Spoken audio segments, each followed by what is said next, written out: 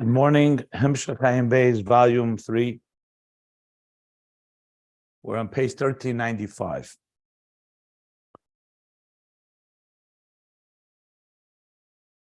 I'm explaining the difference between Boruch and Kodosh. Boruch referring to the immanent divine energy that's drawn into existence, like the word bracha v'hamshacha. Kodosh is kedusha v'havdalah, separation, the transcendent energy beyond existence, divine energy beyond existence. So we spoke about two types of hisbonenus. One, a contemplation about the divine we can recognize and we can understand, completely understand, because we relate to it. It vivifies and energizes ourselves and the world. And even the bligvul, even the idea that the universe perpetually continues and consistently, unwaveringly continues to exist and function, Sumar Menechem also is something we can relate to, even though that remains somewhat elusive, but it does draw a love, like he called Chayos, a longing. And then there's the abundance of Seviv Klam. That's completely beyond comprehension. But that doesn't mean we don't have a recognition in it. He called it Hakara Ktsas. We have some recognition. We have hashara, we can estimate, we can surmise, and we have some element of relationship with it, even though it's not really understandable. And ultimately, above all, it's in a form of haydah, acknowledgement, recognizing and respecting and honoring something, which he called haydah. Okay.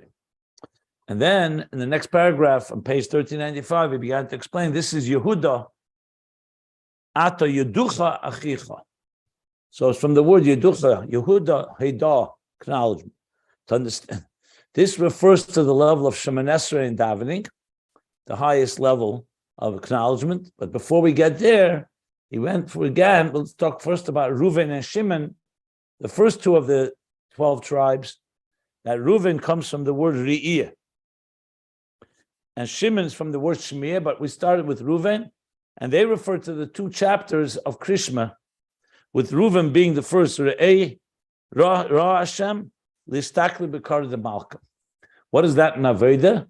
Gazing at and understanding the divine and concentrating on it to the point of recognition and a type of visualization of something as if you see it.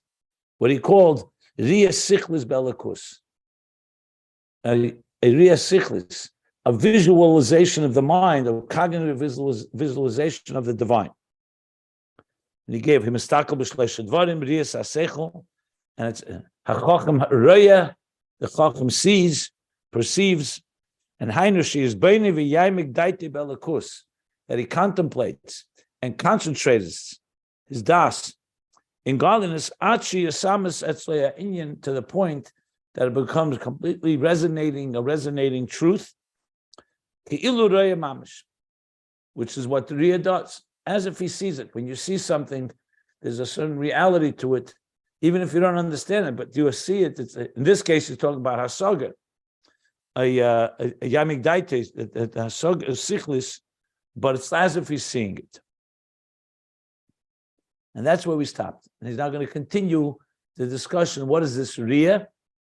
Which will then go to Shemiah, which is listening, the level of Shimon, and then it's going to go to Yehuda, Haydah. So all this is part of the Aveda that we're discussing, Beriyah and Yetzirah. Remember, it all began with Beriyah and Yetzirah being Kodosh and Boruch. The angels of Beriyah, they say Kodosh, the angels of Yetzirah say Boruch. Right now, we're talking about it on a higher level, Keser and Chachma. That Keser is the level of Haydah, and Bracha is the level of Chachma where it's revealed. So let's continue learning where we left off in the last class about Riyah. So it's 6 lines from the top of the new paragraph on page 1395. And the pages, if you want to follow along, at ayinbeis.com. So now he says, Riyah. Now he's going to analyze and dissect the Riyah, visualization a bit more. Shaykh ki'im bedover shebol lechlal Riyah. to see something is only possible in something that is in the realm of visual, of vision, of sight. It's referring to something that is obvious, that is nira, and nigla, that you can see, v'nigla, and it's revealed. In other words, something that's beyond visualization is not possible for you to see. So how when we say that a person can have a riyah, ruven, ru'u, in a level of the divine, you have to be saying that you're talking about a level of divine that we relate to. Because something that is not in the realm of seeing, for example, if someone were to say, see an idea, or see a feeling. You can't see a feeling, you can't see an idea. They're not subject to that sense. You have to have other tools to experience that. Like as applies to godliness. That God, so to speak, diminished and concealed himself, to manifest in the world.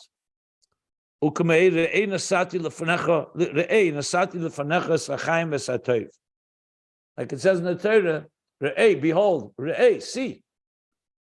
I have given you, I have placed before you esachaim, the path of life and the path of goodness. So you see the word re'eh, why? Because it's something that's obvious. That God is giving us that path. There's also the other path. But it's something that that godliness has become something that we can relate to as being life and good. And he's going back now to the verse that we used earlier. Again, ru'u. That means it's something you're capable of seeing. If God would say, raise your eyes to heaven and see Atzilus, that's not possible. Atzilus is beyond our visualization. But sumar b'nechem ru'u means there's something you could see. There's something you could observe. That's what he says, is bechlal kim b'dovish abol l'chlal riyah. So making the point that riyah means that you have to have access to it. Shebezeh shayv b'chinas riyah. There you could say the riyah. I should qualify because before he did say sumar b'nechem is referring to malchus that goes to bina of Atzilus. And bina, we could have a visual, especially in the shamas of Atzilus. But I really meant it as an example that we cannot see things that are completely beyond our visualization. That's all I really was using that as an example. Okay. Ukamoy kain hu inyan Hashem echad. The same thing, the idea that God is one. We say Hashem echad. B'chinas achdus shemitzad ha'elamus. What are we saying? Not just that God is one, fundamentally one.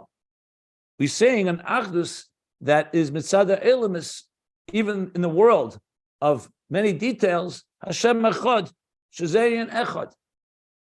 Echad, as we know, is 3 letters. Aleph refers to Alufish Alelam, the master of the universe. Ches are the 7 heavens and earth, 8.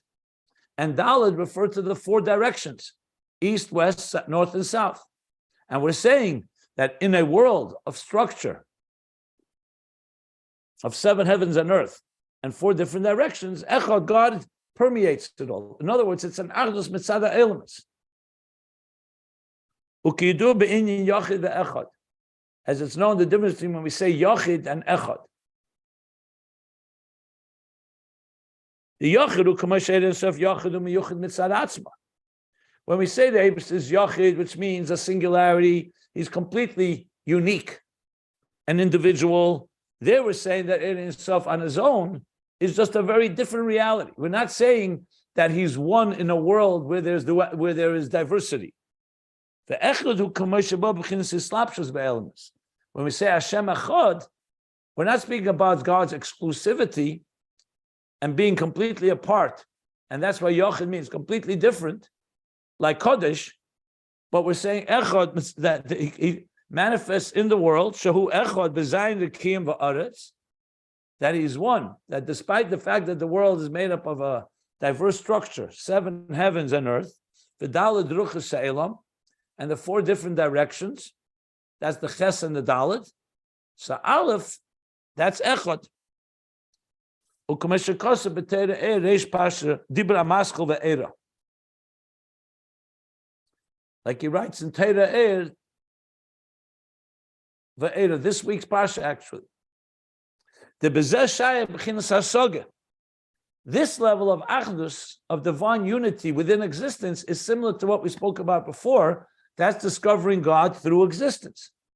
That you recognize there's an integral, unifying force that lies beneath the surface of all of existence. That's Shaykh HaSoga. To the point that you can focus on it and concentrate, to the point that you can visualize it. Look, today physics, science, all state that there's an integral unity that connects everything in existence.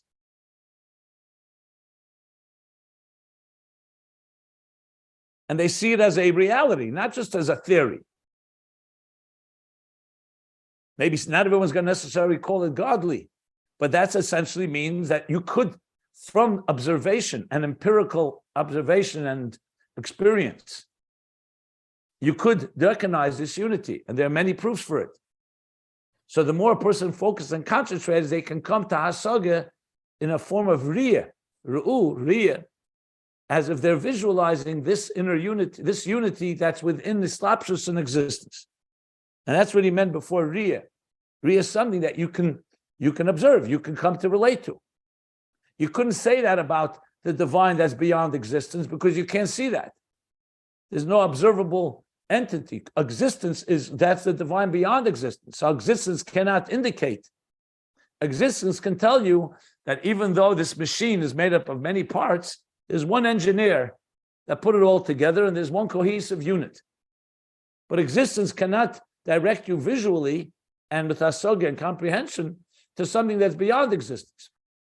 That requires a different tool, and we'll soon learn. That's the tool of Haidah. But now he's talking about Riyah. Okay. So that's the level.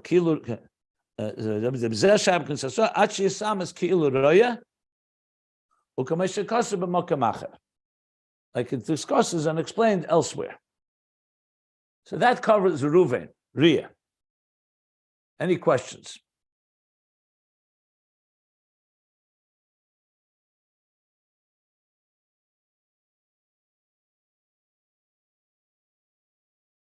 Now he's going to move to Shimon. For Shimon, the second tribe, Shimon is from the word Shmiya, Hu B'china Shmiya. He's the level of listening, hearing. We have 2 senses, the sense of sight, the sense of sound. We see, perceive with our eyes, we see things. And there's another way of experiencing something, through listening. When she had the second child, Leah called it, because God listened to my prayers. The first one, he saw my need, or he saw my... Here, she used the word shama. So now Shimon refers to the second level of hearing. So now he's going to explain, what does this add to Riyah? So interestingly, he's going to tell us that this actually takes us to a higher level. We explained before, Riyah means you have to have some relationship, some access to it. You look at the universe, and you could perceive as if you see it with that visualization. But then there's a comprehension that's possible. A saga could be also on a level that's higher that you cannot see with your eyes, meaning you cannot have that same level of resonance. So remember, we learned about Chacham Adaf Menavi, that the wise person in some ways is better than a prophet, because a prophet sees. So on the level of quality, the prophet literally sees it, it's visual. But because of that, he can't see things that are beyond him, that will blind him or their higher levels. But a Chacham can understand things that even beyond our visualization. So wisdom can go beyond Riyah. So you could have Hasaga Levels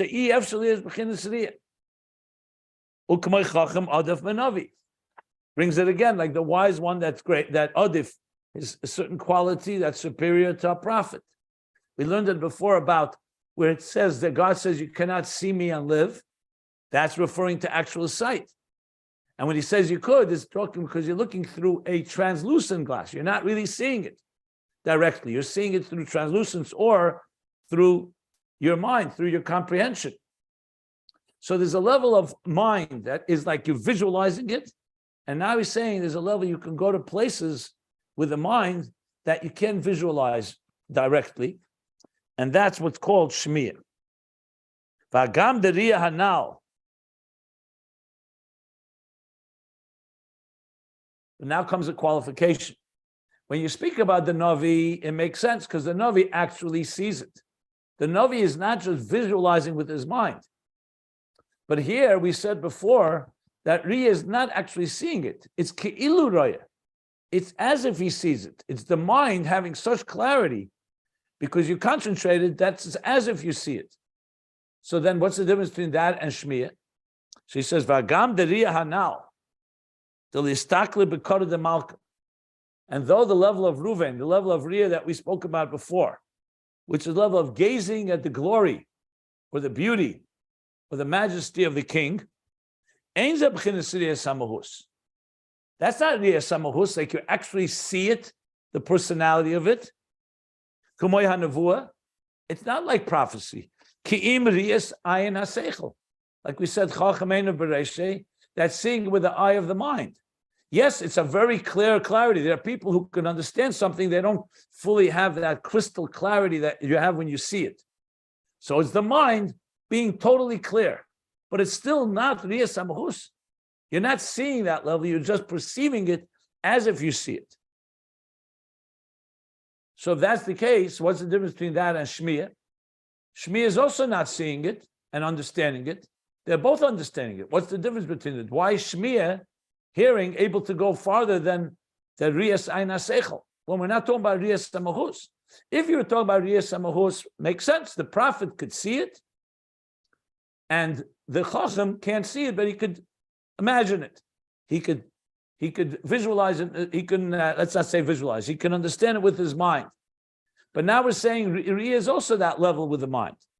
But Kol Mokim, the Rebbe Rashab qualifies and says like this: B'kol mokim gamze yochel yisrak b'madrega shehem b'chiras kiruvei love. Even when you're working with your mind, if you want to get to the level of resonating visualization, to visualize something with your mind, also requires it to be a level that you have some relationship with it. In other words, let's go back to the scientific example before. Scientists can study nature. They can study the physical makeup of things, elements, molecules, atoms, subatomic particles. And by studying it, they realize, for example, whether it's string theory or other theories, that there's something that connects all the universe. That atoms, billions of miles away, are sensing atoms that are so distant from them immediately, faster than the speed of light. Or, for example, discovering DNA, that even in the most minute fiber of a cell has the same DNA as the rest of the body.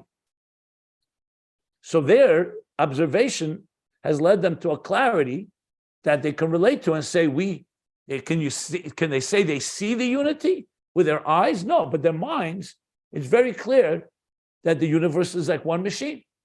There's one force that connects it all. And that is a Riyas HaSeichel that comes through something that we can relate to. But for example, for a scientist to speculate, what happened before the Big Bang?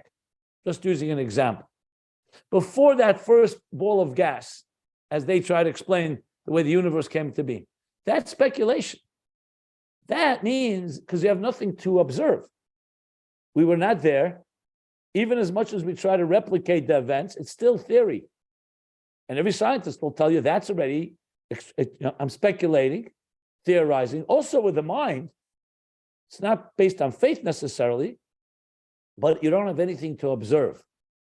So in a way, you see, even in Seichel, not just in Riyah Nevuah. In Seichel, the idea of visualizing something with total resonating clarity requires some kiruv, something that you can relate to. If you're talking about something that's beyond, then you'll need shmiyah. Then you're using your mind to speculate and try to understand things that are beyond us.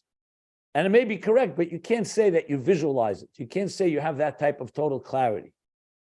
It's almost like the difference between understanding a very deep idea in your consciousness and understanding an idea in the superconscious state. In the conscious state, it may be deep, but if you concentrate and work hard, you can come to get clarity in even very profound ideas. But if someone were to say to you, what does it look like in the world of the superconscious? They'll say, I've never seen the superconscious. I can speculate. I can extrapolate based on what I do know that perhaps the superconscious is so and so. And you can study about it. We're studying about it here, Keser, but you can't say there's a Riyah there.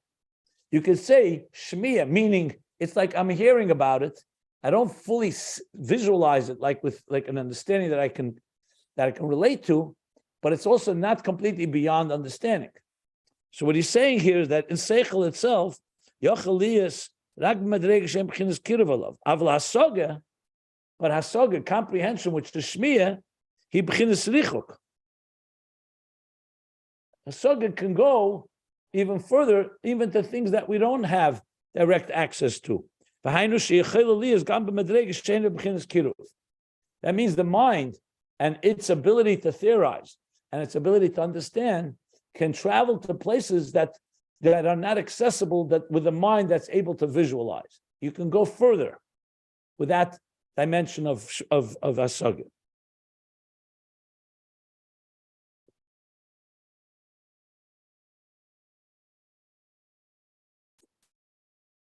Okay, now I'll stop if anybody wants me to clarify anything here. So somewhat of a little subtle issue, but I think I think I explained it, but just in case, if anybody wants me to clarify, if you have any questions. Well, how does it relate to hearing, though? I mean, why is it hearing? Why is that level hearing? Because, look, you could the hearing means here that you don't have that total clarity that by seeing something with your mind. So, for example, if you were looking at a painting or a work of art or some beautiful nature, so when you see it in its glory, and it has that impact on you, like seeing is believing, or that level. But what about if it's so powerful and you can't look at it because it's too intense? That doesn't mean someone can't tell you the story. Someone can say who saw it, or they heard about it, they can say, here's the story about something. So you can learn about something, hear about something that goes further than seeing it with your own eyes. That would be one example where hearing goes beyond. However, you don't have that quite the same level of perception because it's not like seeing it, but it's like hearing that. That's why we can hear about things that are farther from us, and seeing them requires a higher level of refinement to be able to actually see it. Like, for example, we can talk about levels of godliness and hear about it, but to see it requires a whole different level of experience. So that you see lower levels, but you see it with your own eyes. And hearing, you could hear about something from a distance, in a sense. Distance here meaning something that's beyond us. That's how I would explain. Mm-hmm. Today, in the past couple of days, you've said a couple times in the translation, resonating truth or resonating understanding, and although we haven't, and you've used that a while back in connection with the phrase hanacha sichlis, but he's not using that phrase here. And I'm just wondering, how does hanacha sichlis relate to, let's say, shmiyah, or the type of understanding of that which is beyond, what you can see? In volume 1 of Ayin Beis, when he spoke about chokhmah, and there he explained that chokhmah and bin is like riyah and shmiyah, he said that chokhmah really is a level of hanacha sichlis. It's more than just logic and intelligence. It's a type of resonance. And then he said, and even furthermore, it's a riyah sichlis. So he used hanacha and riyah as two stages of more than just comprehending something. So, it's like, for example, we could all understand something, and then you come to a level of an epiphany where you really get it. Now, in that getting it, so to speak, quote unquote, can be getting it like hanocha, which means you get it. It's still not quite like you're seeing it. And then there's a deeper level of getting it, which is like visualized. So that's why I was loosely using that word both in hanocha and in riyah. If you really break it down, hanocha means selektzach, which means more like it resonates. It's settled. You feel comfortable with it. Riyah means to visualize. So both of them, you can use the word resonance on both of them. It's just two different levels of resonance. In this context, when it comes to shmiya is understanding something. It doesn't talk about here like you're visualizing it. It's not talking about it even like hanocha sichlis either. It doesn't have that. It's just the element of like bina, for example, where you could understand something that's far beyond you. And what level of understanding? Who knows? But it doesn't have the crystal clarity. At the end of the day, it's like to use examples I used examples in science before, things that are observable and you can dissect and you can experiment, and things that are beyond our observation.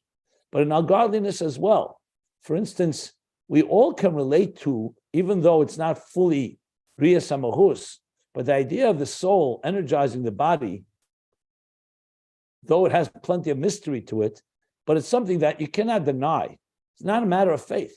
A corpse and a live being are two different entities. I mean, the same body, but two different states, I should say, not entities, two different states. Whether you call it a soul, you want to call it electricity, you want to call it energy, that's just a matter of semantics. But that's something that you cannot call that purely shmiyah, like you heard about it, like you understand it. It's something that is observable. And when I say observable, I don't mean that necessarily you see the soul, but it's as if you see it, because it's so clear. If someone were to say to you, for example, that the soul has the level of yechida, etzem nefesh, where we don't necessarily have an experience of it. We're told, Yom Kippur, it gets revealed that no matter what a person does, their etzem always remains intact. That would be like saying that everybody has some core entity that's connected with God. So there, it doesn't have to be a munah either. The mind could understand it. We could understand the concept. It doesn't require a leap of faith. But yet, you can't put your hand on it. You can't say, oh, I've observed it. Now, sometimes does the etzem nefesh get expressed when you see somebody's meiser nefesh? You see it, fine. There are times that it gets expressed. But overall, there are things that are higher states of consciousness or awareness that we can understand, but we can't quite say it's as if I saw it. I could say my mind understands it. I hear it. I hear that level. I mean, basically anything really that's beyond our comprehension when you talk about Eir Ein Sof Lifnei Atzimtzum. But the truth is, even Eir Ein Sof, even Eir Ein Atzilus, or Beriyah for that matter, for most of us, it's something you read about and you can understand the level. It's a higher level and so on. But relative to the levels that we relate to, that's I said the other day, when you say Moida Ani or Hashem, thank you for giving me food and sustenance, that's a godliness you see palpably in your life. You see, you're born, you woke up in the morning, you're healthy, you're blessed, family, children, parnasa. So again, it's not you see God with your own physical eyes like you see the table, but it's something that is not, that doesn't require a learning chassidus to tell you that God fed you.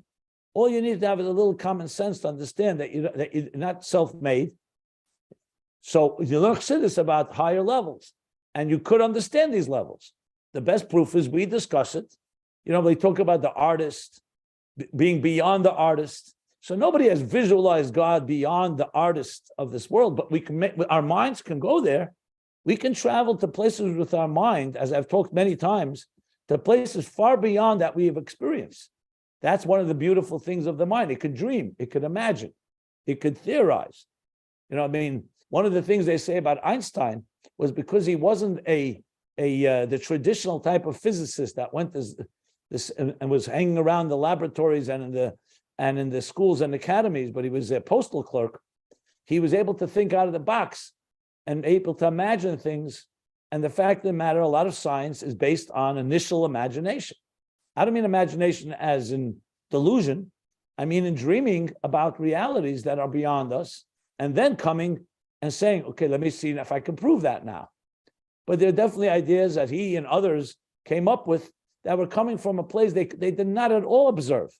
They dreamt. It's like someone theorizing about something, and then, you know what? They got it, and then they could actually empirically prove it. There are still theories that when Einstein said them, there wasn't absolute proof. Later, I recall when black holes were absolutely confirmed, or other theories that even Einstein himself said, maybe I was wrong. So you sometimes can come up with a theory, an idea in the mind that comes from a place that may not be purely logical, meaning I'm saying observable, I should say, something that came from an empirical observation. And I think that is somewhat a bit where we're talking here. Shmiya can go further than Riyah in that sense. Got it. Thank you very much. Yeah. Now, interestingly, the next parentheses goes back to something we learned in the last paragraph. Remember, we spoke about Haidah, and he said Haid and Haidah, Haid Sheba Haid. So when he spoke about Sevav Kalalman, he mentioned Haidah Mitzad HaSoge. Look at the parentheses at the end of last paragraph. So he said there's some form of Hashara B'Seichel, Hashara Saseichel, Hakara Oy Hakara B'Miktzas, but primarily Haidah, but it's Haidah Shemitzad HaSoge, which clearly tells us there's Haidah that's complete acknowledgement that doesn't even have a relationship with Hasaga. So the Rebbe Rashab is now going to refer to it. He says, Ukamoy Gamba Haidah Yesh Shemitzad HaSoge, canal. So he's not quite comparing Shmiya to that, but he wants to show that even though we're talking about an intellectual process, there is a difference. You can have Riyah, like he said, Nevuah is actual seeing something. Then you can have a visual idea that you can visualize, and there's an idea you can't visualize because it's beyond. So he's giving, just like we say, that Shmiya can be something that's not b'bchinas kiruv, so it's similar to what we said before, the concept of Haidah Mitzad HaSoge, which means it began with a comprehension, but then it led you to a place that you have to acknowledge because it's beyond you. So he's comparing that to Shmiya here, even though Yehuda is higher than Shimon, as we'll soon learn, but he just wants to point out how you could have, even in comprehension, you could have a level that leads you to acknowledging something beyond, like we learned before, acknowledging the divine, and Keser, that's beyond. And you have somewhat of Hakara, some recognition, some Ashara, some estimation. So something is there. So he's just giving examples how these overlap in some way. But he's not trying to say that Shmiya is Haidah and that Shmiya is and that Riyah is Bracha. He's just saying that there's a level in Hasoga that starts moving toward Haidah, canal. Ulechein, and therefore, Mebchinas Shmiya he bchinas Hayira. Okay, so.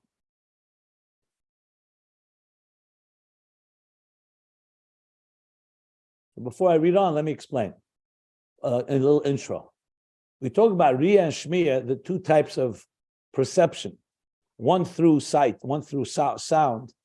So it says in some places, and he's quoting that now, that Riyah brings to Ava. It brings to love, because when you see something that you're attracted to, it creates you're drawn to it. Shmiya, because it's perceiving something from a distance, so what it leads to is more reverence, more yira. Now, this doesn't mean you can't hear something and also be drawn to it, obviously. You can also see something and revere it. But generally speaking, Riyah is bekiruv, which is more of an ava relationship, and Shmiya is berichuk, and more of a yira relationship, more of a reverence. Just give an example. It says, Hazinu Hashamayim v'sishma ha'oretz imrefi. So by Moshe, it says, listen, Hazinu means also from the word listening. V'sishma is listening, but it's a different expression because hazinu is from kiruv. It's something that you experience from close up, even though it's there, it's in the world of listening, but it's relatively speaking like a like sight in listening from close up. By Yeshaya, it says the opposite. It says by Shamayim, it says v'shishma Shamayim. Oh, I forgot the expression. Shema Shamayim v'hazini eretz. Right. Shishma Shamayim v'hazini eretz. Why? Because Moshe was closer to heaven. So for him, heaven was like listening to something close up, like being right near it. And earth was more distant, so Shishma from a distance. Yeshaya was more closer to earth and more distant from heaven. I'm just bringing it as an example. So the fact is that Shmiya, because of its distance, it more relates to reverence, because when you experience something that's beyond you, it brings you more to a state of reverence. When you bring something that's close to you, it brings you more to a state of intimacy, a state of closeness. So here's what he says now. When a person comes to the level of Shmiya, hearing something that is experiencing something that is awesome through Shmiya, Hashem Shemaiti Shemayach Yoresi. How do you pronounce that? Shomati Shimacho. Shemachi Yoresi. So you see the word Shemachi Yoresi. So you see that Yira and Shmiya go hand in hand. Why is that the case?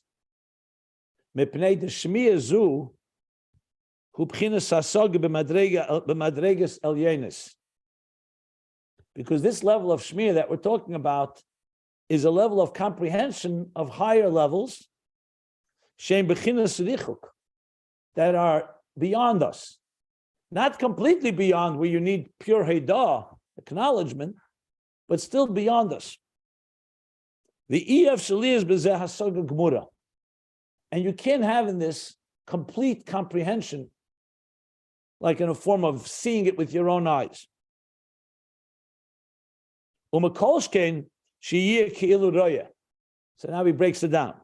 So firstly, you can't have complete understanding, and for sure, it can't be as if you see it because it's beyond you.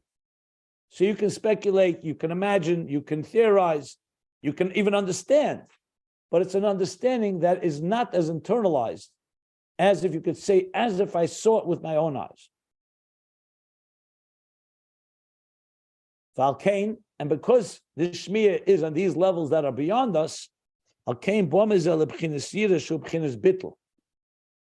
why this brings us to a level of Yira, which is bittul, suspension of self. When you see something that you can relate to and you completely internalize asaga gemura to the point it's as if you saw it, that doesn't create bittul, that creates actually closeness. That's internalization. But this, because it's beyond and you're understanding it, so it leads to a level of reverence, a level of suspension, bittul.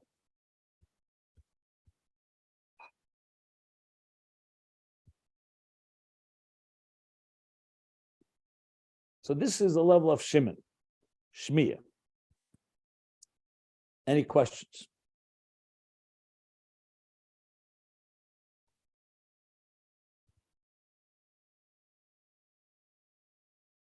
So now the parentheses, remember I mentioned before that Chochmah and Bina is sometimes compared to Riyah and Shmiya, to Reuven and Shimon.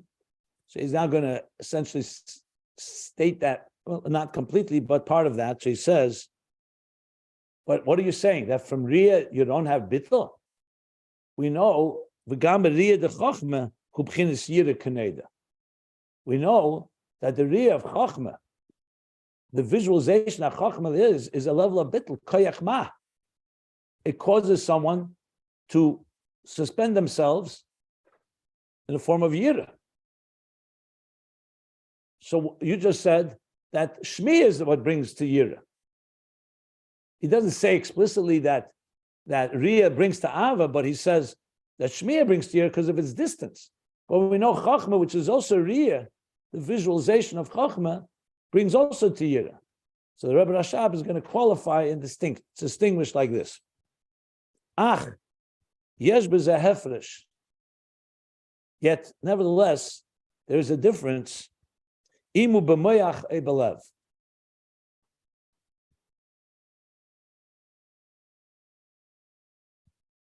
If this experience that we're talking about, whether it's Riyah Shmiya, is in the mind or in the heart.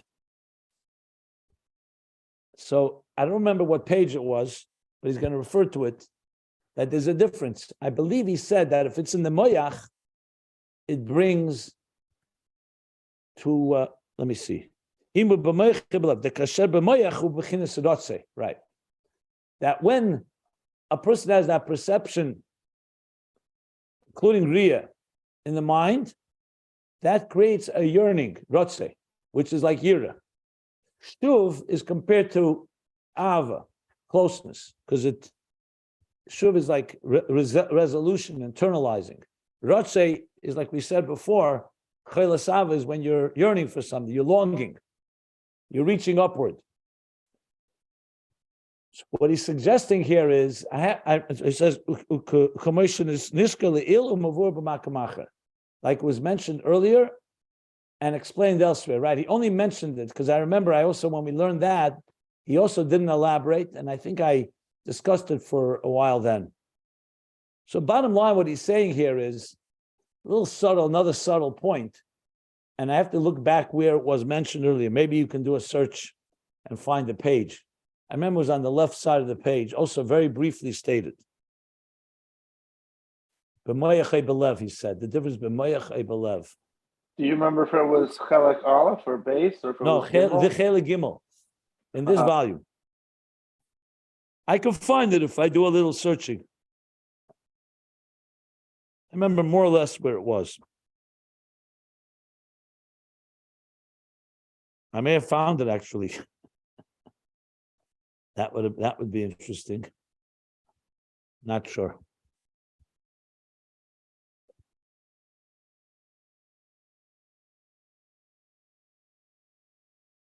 If you could look for the words b'moyach e belev, I think those were exact words he used last time as well. He's talking about Riyah the Chochma, Yesh Efresh b'moyach b'lev. Yeah.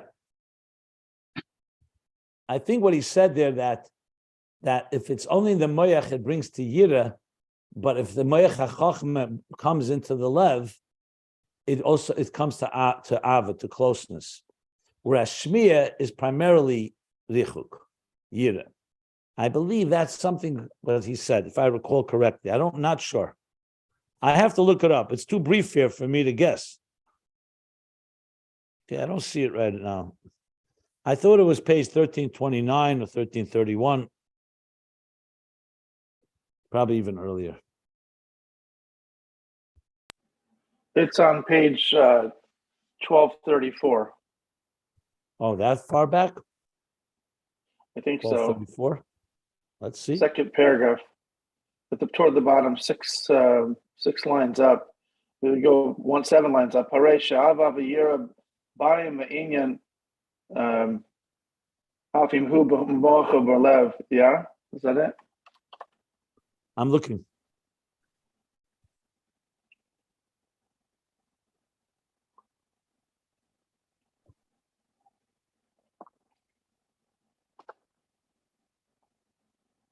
Yeah, it's actually it. Correct. Yeah.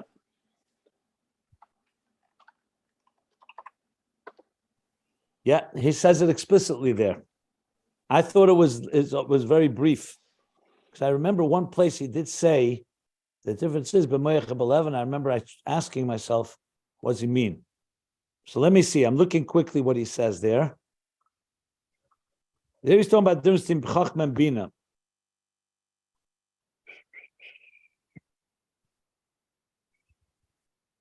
Chachma has the power to transform the midis.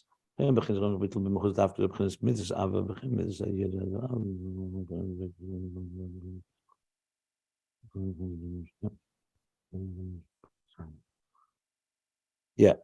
She says there's Av and Yira, both come from Chachma, which is the Hanocha Sichlis, and for sure the Riyah of Chachma. Remember I said Hanocha and Riyah from Ve'era.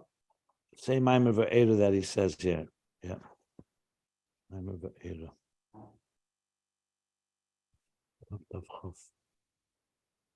Okay, so they both come from Chachma. So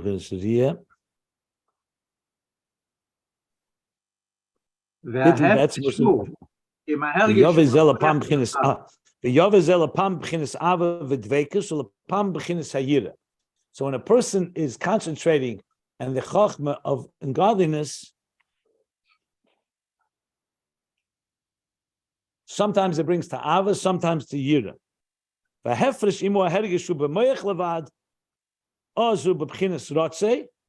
it's in the moyach, it's in a level of rotze. My mistake. Rotze here is actually is establishing like ava, dvekus, a connection.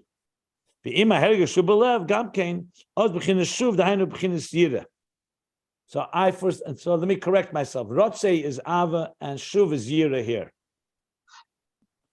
Like he brings from Samach Vav, right?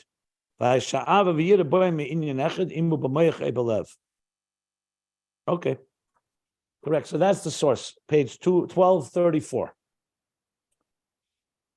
Bottom line is that he's just qualifying and saying that even though the primary place of Yira is Shmiya, but also the Riyah of Chachma has, if it goes into the Lev, it also brings Yira, Shuv. And if it's in the Moyach, it brings Ava, which is Rotze. Good? Okay, thanks for that. So now he says like this. So remember, he said that Reuven and Shimon, visual and sight and sound, was the two parshas of Krishma. And he mentioned Hashem Echad. He referred that to the Riyah of Reuven. Even though it says Shema Yisrael, by the way, doesn't say Riyah, but now he's going to say clearly that Shimon, the Zel Pasha Shniya de Krishma, and this is the second chapter in Krishma, the second chapter, V'hoya im Shemoya Tishmu. That's how it begins. Shemoya, Tishmu, when you will listen. V'nemar bo la'ovdei b'chol avavchem.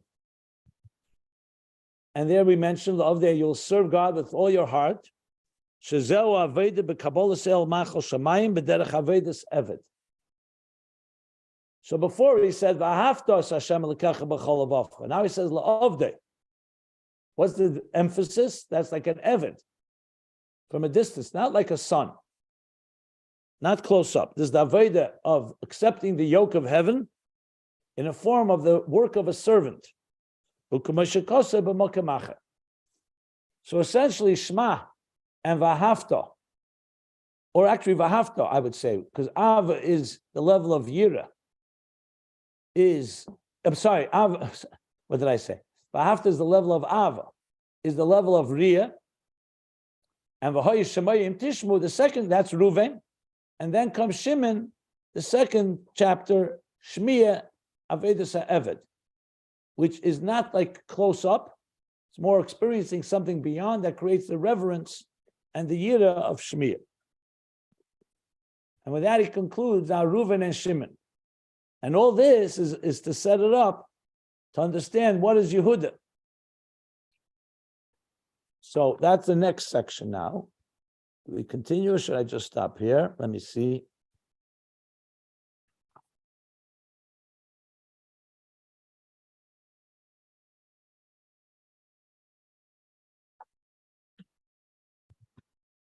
I'll read a few lines, why not? Aval Yehuda is neither Riyah or Shmiya, because both of them were Hasaga. They were both with the mind, except one is clarity like visualization, and one is experiencing things beyond that you can't quite visualize, but you can understand. Aval Yehuda ubchinas Heidah. And here Leah said, what did she say when she named him Yehuda? This time, I acknowledge God. So by Reuven, she said, Ru'u. By Shimon, she said, Shama Hashem, Shmiya. And by Yehuda, Oides Hashem, which is acknowledging. What is this? V'hainu b'bchinas atzmus erein sof, she'ein shayach. Now we're talking about the core of the infinite light, That where it's not possible. Next page, 1396. Any perception, any knowledge or comprehension at all. The antu chakim v'lei b'chachma. Like we learned before, because he's wise, but not with chachma. He's completely beyond chachma, as we learned. That the chakim simply means, because you can't say he doesn't have chachma. But it's essentially saying that he doesn't, that he's completely beyond. V'hi b'chinas bittul b'asaga, rak b'chinas, v'hi b'chinas bittul.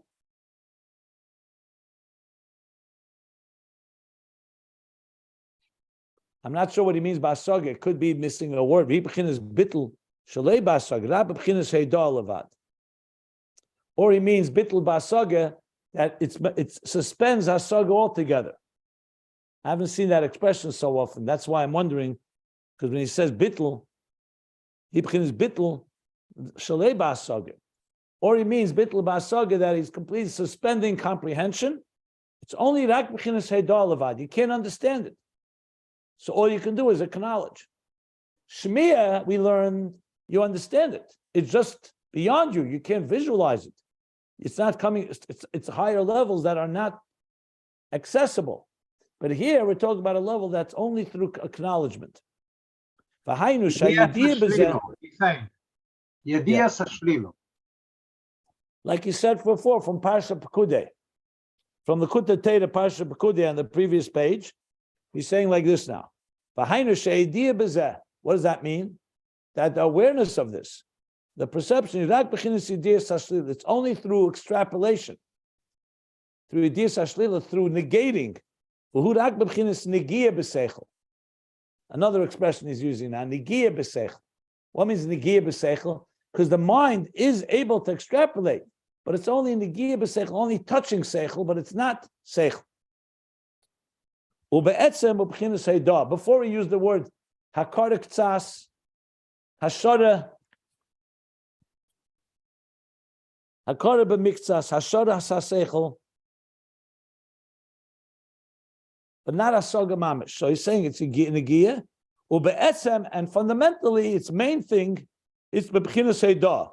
What he's trying to say is that it's not completely, the mind could extrapolate it, but its primary instrument of experience is through Yehuda heidah. Shazeh b'chinas bittul b'yeser. This is a bittul b'yeser more than the yira of Shmiya, which also brings reverence. This is an increased level of suspension of self. That he gets nullified in this with his whole being. It's not just a reverence that I exist, but I'm revering something beyond me. Here, his whole being is being absorbed and being nullified by this experience. And why is that?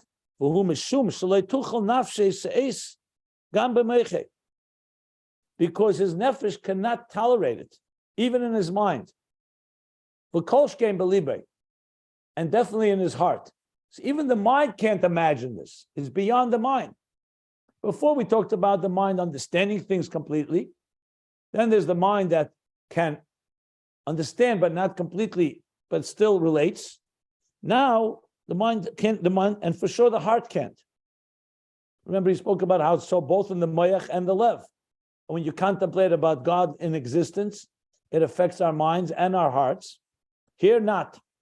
The mishum zeh whom is bat legamim kometz yusei. Something that's beyond our minds and our hearts. What is it? What effect does it have on us? It causes us to be completely suspended, completely nullified. The kometz yusei. You're completely lost in the experience. And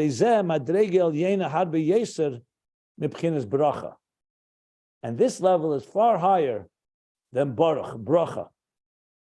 Because this is the level of heidah, not just bracha.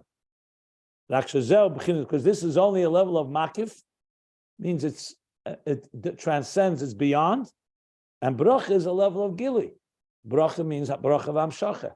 It's transmitting and drawing in a revealed state, which is the levels we learned before. Both Riyah and Shmiya would be bracha. And this is a level of Heidah, which is the level of Shemin Esrei. I see he doesn't go back and say that, but that's how he began.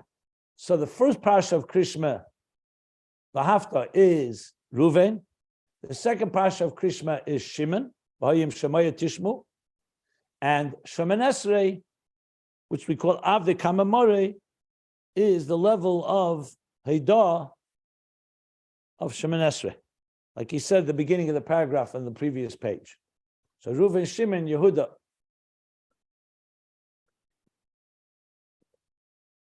And here I will stop, because now he's going to go back to Beriyah and Yetzirah, Serafim and Chayos HaKodosh, who say Kodosh and Boruch.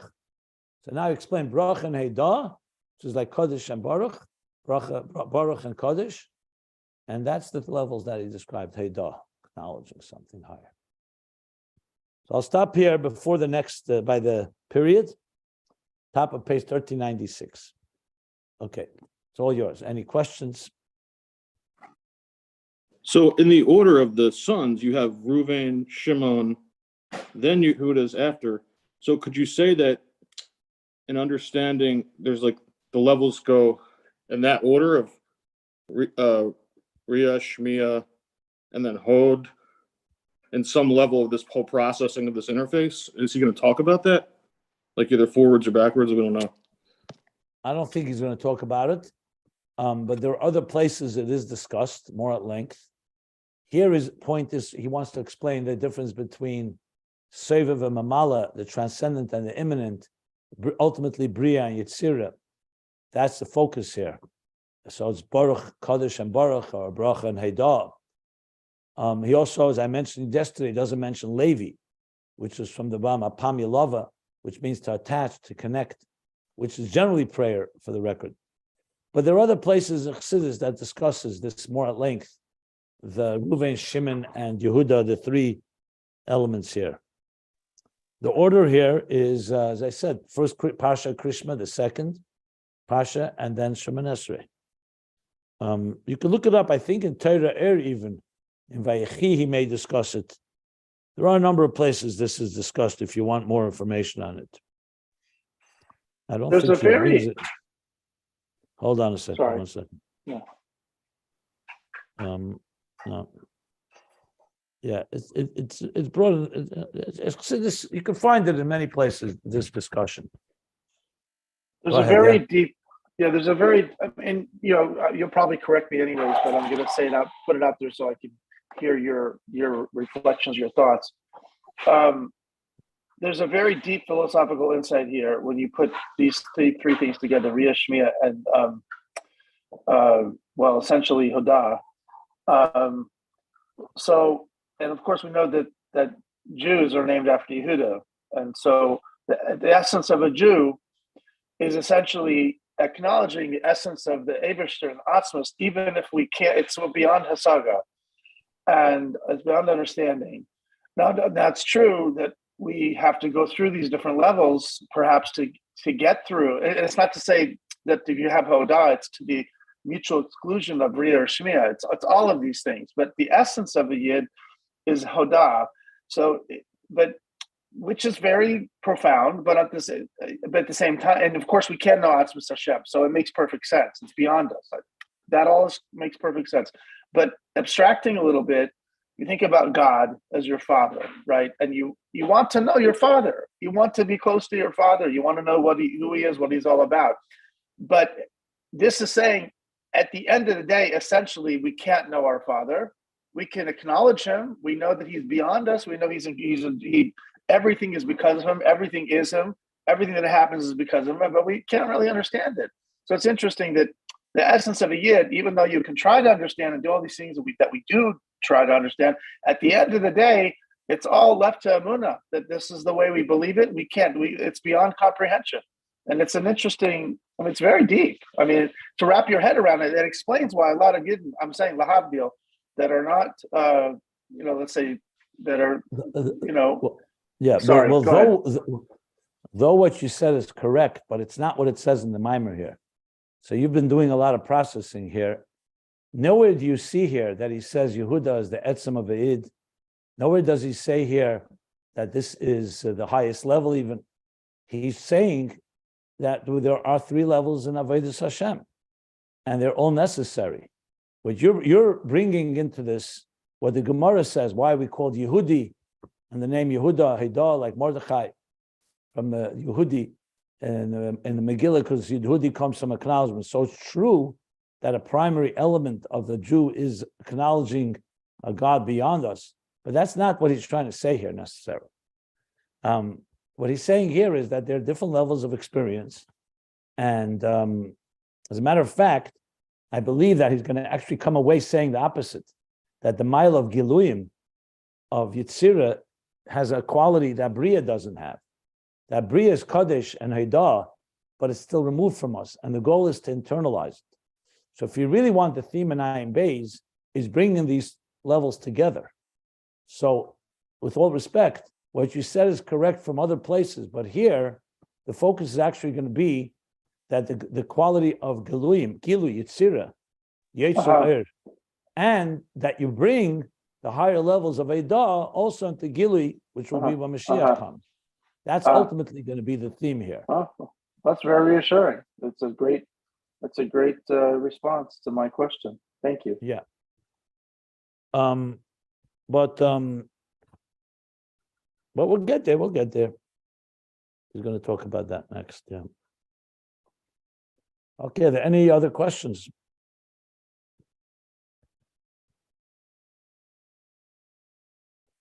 Okay, so we stop here, top of page 1396.